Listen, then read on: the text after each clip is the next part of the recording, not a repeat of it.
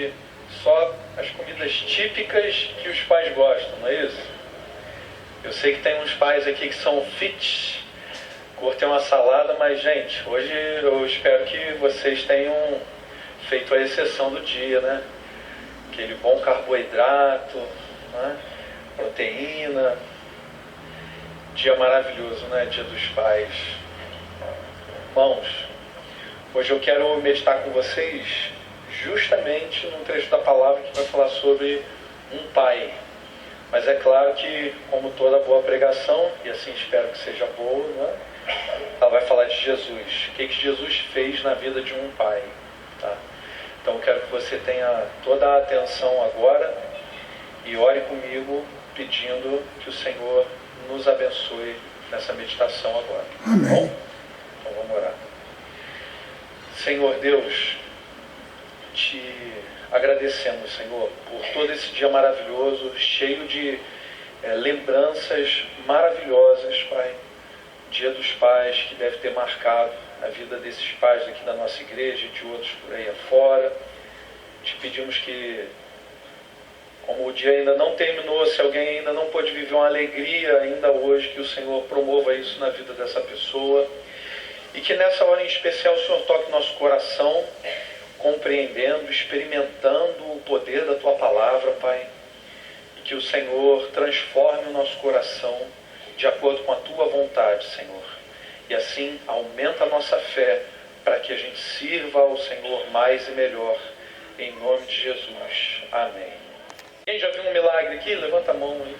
Muita gente. Quem já experimentou um milagre na sua própria vida? Levanta a mão. Sem ser o milagre da conversão, que a gente entende, mas algum outro milagre na sua própria vida. Você já viu acontecer? Várias pessoas também, Deus, né, tem se agradado de nós e dado essa graça. Deus me deu essa graça também, de ver não apenas um, mas vários milagres acontecerem na minha vida. Um desses milagres, que pode parecer assim, muito singelo, simples para a maioria das pessoas, mas que para mim tem uma importância muito grande, foi o milagre do Senhor ter me transformado num pai. E eu creio que até agora acho que a coisa está dando certo, sou um bom pai. Tenho 10 anos de experiência com um e 3 anos de experiência com o outro. Mas o que me surpreende, e daí eu vou chamar a ser pai, no meu caso assim, um milagre, é porque eu não tinha referência nenhuma, não tinha referência de pai, não tive. Não, eu olhando para mim, pensava assim, Senhor, como é que eu posso ser um bom pai se eu não tenho referência nenhuma, não tenho orientação nenhuma? E o Senhor, Deus, vai abrindo os nossos olhos, vai nos mostrando que tanto na palavra, quanto a própria presença do Senhor, a palavra nos guia e a presença do Senhor nos guia também para fazer as coisas boas. E o Senhor Jesus deu ainda uma perspectiva ainda mais ampla, mostrando também, sem nenhuma demagogia, mostrando também aqui na nossa igreja vários exemplos bons de pais. Eu convivo com pessoas aqui que são pais excelentes. E desde que eu vim para cá, para a igreja, eu tenho convicção disso, que eu fui me tornando e tenho me tornado um pai cada vez melhor. Isso é um verdadeiro milagre. Ser pai é um verdadeiro milagre. Então, o milagre da paternidade é um milagre que se estende a várias pessoas.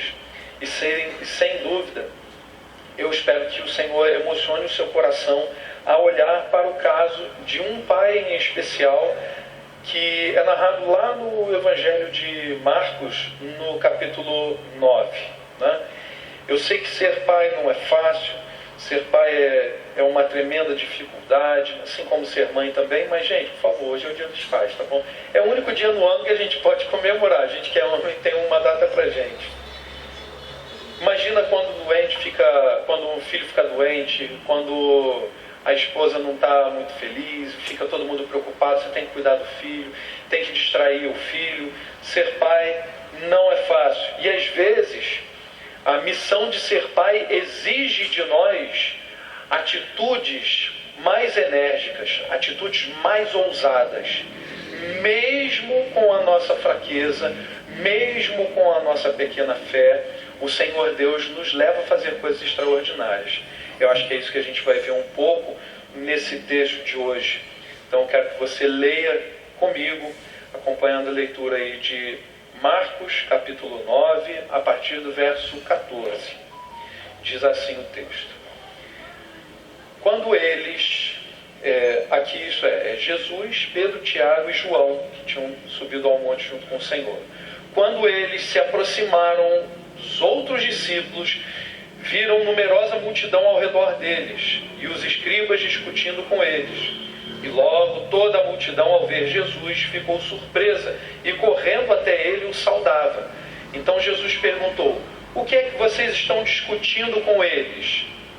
E um do meio da multidão respondeu: Mestre, eu trouxe até o Senhor o meu filho, que está possuído por um espírito mudo. E este, sempre que se apossa dele, lança-o por terra, e ele espuma, arranja os dentes e vai definhando. Pedi aos seus discípulos que o expulsassem, mas eles não puderam. Então Jesus exclamou: ó geração incrédula, até quando estarei com vocês? Até quando terei de suportá-los? Tragam o menino até aqui. E eles o trouxeram.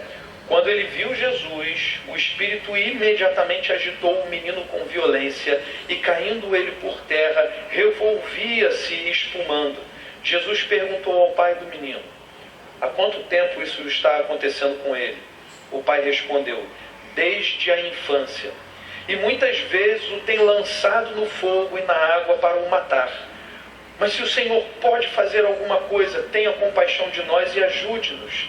Ao que Jesus respondeu: se o Senhor pode, tudo é possível ao que crê.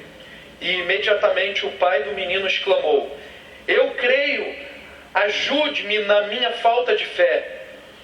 Vendo Jesus que muita gente estava se reunindo, repreendeu o espírito imundo, dizendo-lhe: espírito mudo e surdo, eu ordeno a você, saia deste menino e nunca mais entre nele. E ele, gritando e agitando-o muito, saiu, deixando-o como se estivesse morto, a ponto de muitos dizerem: morreu. Mas Jesus, tomando-o pela mão, o ergueu e ele se levantou. Quando Jesus entrou em casa, os seus discípulos lhe perguntaram em particular: por que nós não podemos expulsá-lo? Jesus respondeu: esse tipo de espírito só pode ser expulso por meio de oração. Ou como diz alguns manuscritos, e complementa o texto de Mateus 17, esse espírito só pode ser expulso por meio de oração e jejum. O menino, ele repreende o espírito mudo, surdo, ordena para sair e nunca mais voltar. Naquela hora o espírito faz o garoto gritar, agita o menino e parece até que o menino morreu. Mas por fim ele é liberto. E aquele momento causa uma curiosidade aos discípulos: por que a gente não pôde expulsar aquele demônio? E Jesus responde: esse tipo de espírito só pode ser expulso por meio de oração e jejum.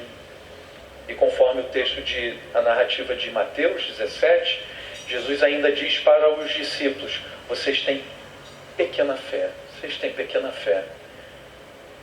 Faltava também aos discípulos fé. A gente vai entender isso melhor.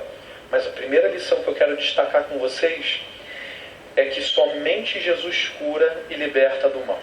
Somente Jesus cura e liberta do mal.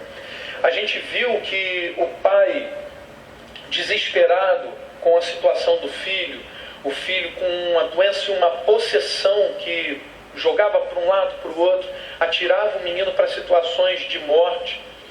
Ele já não tinha mais a quem recorrer. E ele vai aos discípulos. Na verdade, ele estava procurando Jesus, mas Jesus estava em retiro, estava no monte.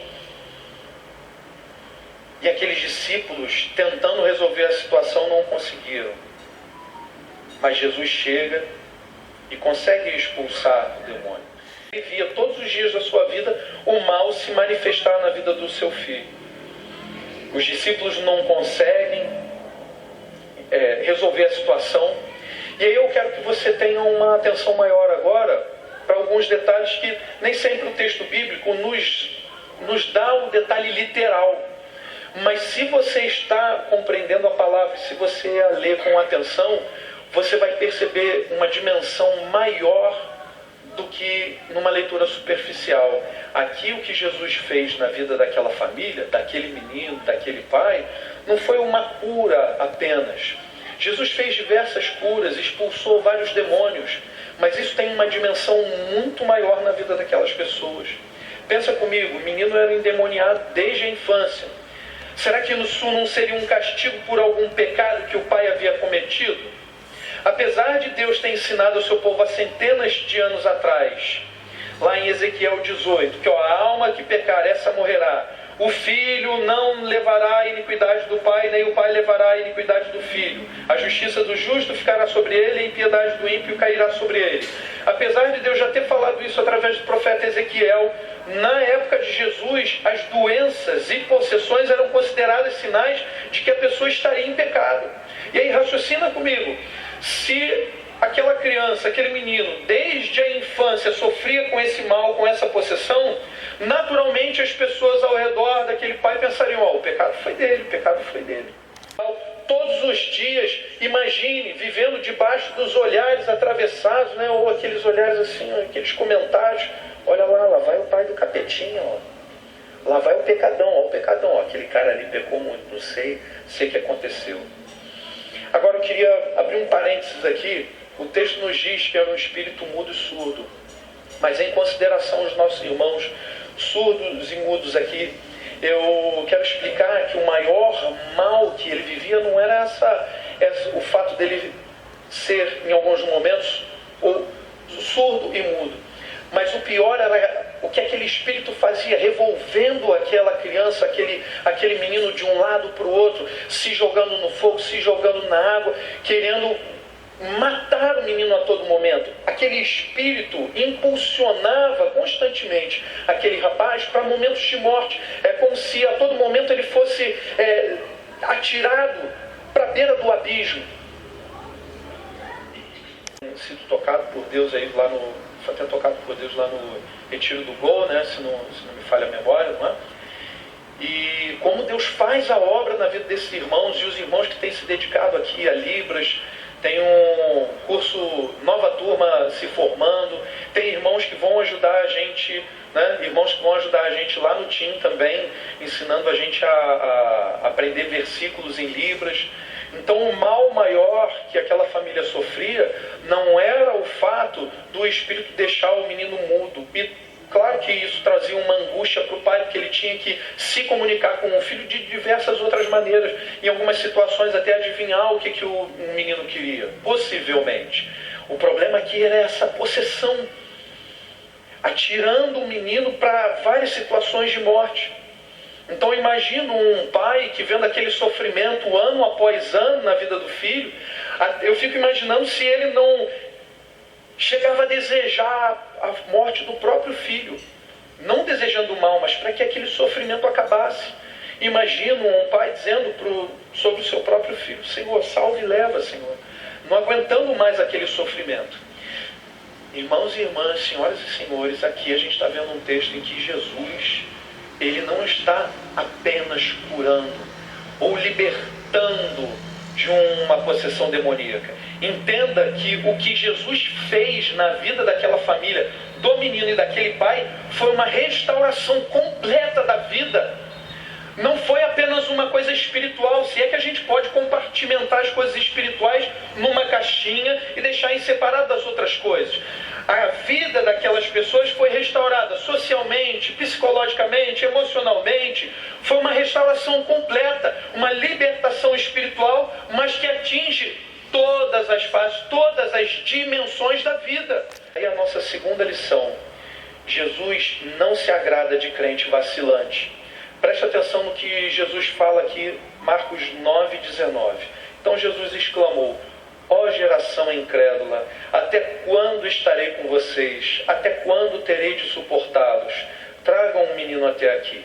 Eu quero que vocês notem até o tom da minha voz, por causa da reverência à palavra de Deus, a gente evita em algumas situações dar uma entonação muito teatral. Embora eu goste muito disso, né? Mas eu quero que você imagine, Jesus naquela situação, acabou de descer do monte da transfiguração, encontra os discípulos sem poder expulsar aquele demônio, todo mundo apertando Jesus, ele está ali uma grande confusão, e Jesus vai dizer assim: ó geração incrédula. Eu usei um tom mais baixo por toda a reverência à palavra, mas eu tenho certeza que Jesus falou isso aqui cheio de energia. Geração incrédula, até quando estarei com vocês? E vejo que até agora eu ainda fico preocupado de não intencionalmente não distorcer aqui qualquer sentido do texto. Mas é impossível a gente não imaginar que o Senhor Jesus, com toda a autoridade, estava falando não só aos discípulos, estava falando a todas aquelas pessoas, aquela multidão que ia atrás deles. Os discípulos não puderam libertar, não puderam curar o menino, porque vacilaram, porque duvidaram, porque não estavam firmes na fé. Alguns comentaristas reparam que os discípulos sempre tinham autoridade dependente do poder de Jesus. E em outras situações, como a gente lê lá em Marcos 6, os discípulos puderam expulsar demônios, assim eles fizeram. Porém, nessa situação aqui, eles não conseguiram fazer isso. Provavelmente, a situação sugere que a relação dos discípulos com Cristo teria sido abalada, porque eles não compreenderam ou não aceitaram o caminho da cruz que Jesus tinha acabado de revelar para eles.